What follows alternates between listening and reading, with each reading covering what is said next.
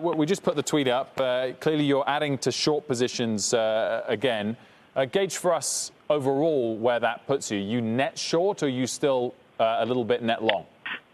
Yeah, I mean, so we came into today with about 80% more dollars invested on the long side than the short side. And where we sort of sit right now, I mean, we obviously had that big rally in the morning, and we sit about 20% more at this point. And, you know, we'll see where that is by the end of the day. Obviously, the market's moving around quite a bit, and so we try to readjust our positions to, manage the risk, as it were, as we go through this. And so that's, typically how we run the fund. And when you've got individual stocks moving 8 to 9% in a day, and you've got the market moving, 3% in a day, intraday or more, it's calmed down recently. You need to kind of adjust as you go along, and that's how we've been able to do so well during this market. And Dan, talk to us more broadly why you're a little bit skeptical of the level of this rally today versus a week or 2 weeks ago. Yeah, I mean, again, you get these bear market rallies pretty consistently, and we've talked about that before. I mean, if you go back to the 9 prior crashes that have been 30% or more in the S&P 500, on average, you get an 11% rally off the lows. And if you go back to the Great Depression, it's even bigger. But if you look at today, the biggest issue I have is, valuations are still high.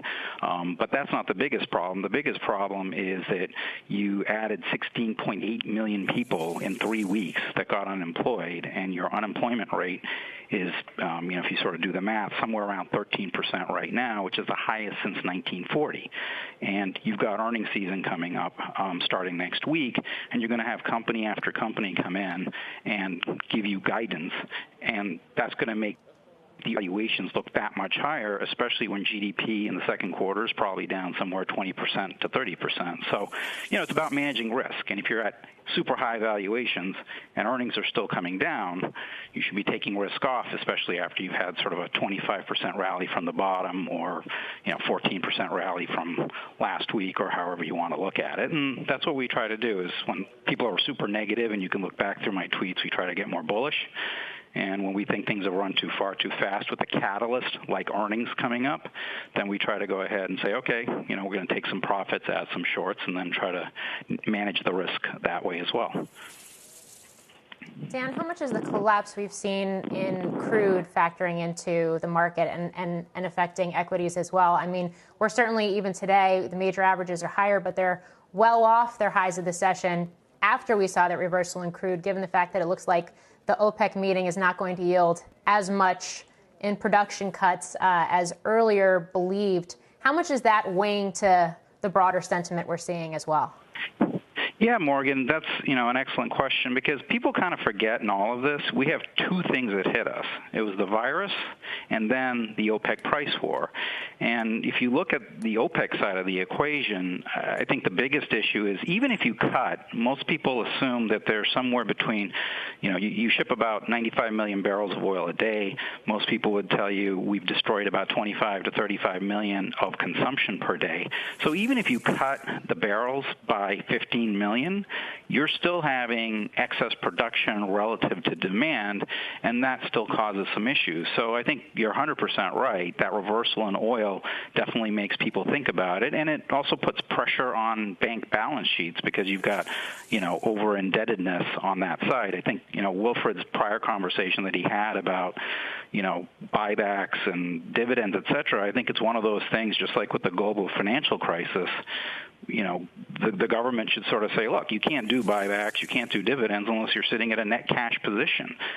That's why the banks are in so much better shape today than they were back during the global financial crisis. And I think, that extends to oil, right? The oil industry is highly indebted, and that's why we've got these problems in the credit markets to a great degree, is that we're looking at a wave of bankruptcies unless oil improves, and we should try to make this better for the next time we go through this.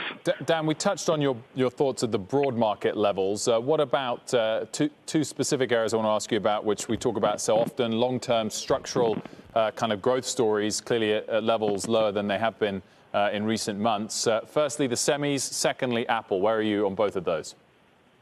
Yeah, I mean, I think, with semiconductors, to me, this is very simple. people think last year was a down cycle. That wasn't a down cycle. We had economies across the globe expanding. So you had sort of a supply issue. You sort of sorted through that.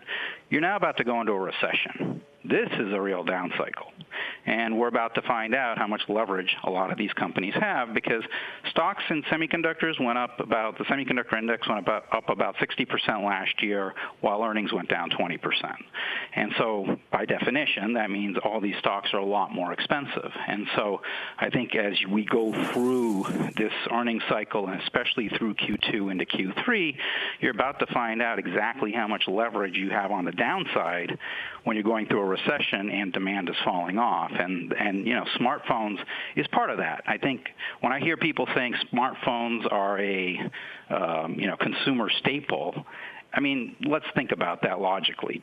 Does anybody here actually think the 16.8 million people are thinking about buying a smartphone? They're worried about paying their rent. They're worried about getting food. They're worried about shelter.